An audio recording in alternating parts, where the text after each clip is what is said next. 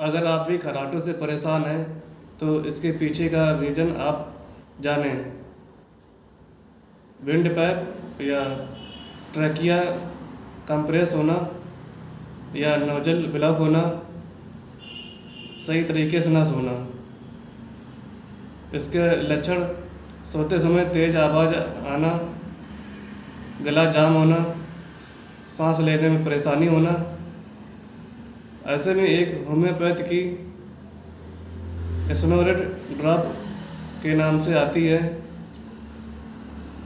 इसका इस्तेमाल सोने के 1 घंटा पहले 10 से 15 बूंद आधे कप पानी के साथ लेना चाहिए। फिर इसके 1 घंटे बाद जैसा ही बिस्तर पर लेटने जाएं तो 10 से 15 बूंद आधे कप पानी में लेकर पी लें। यही 3 से 4 महीने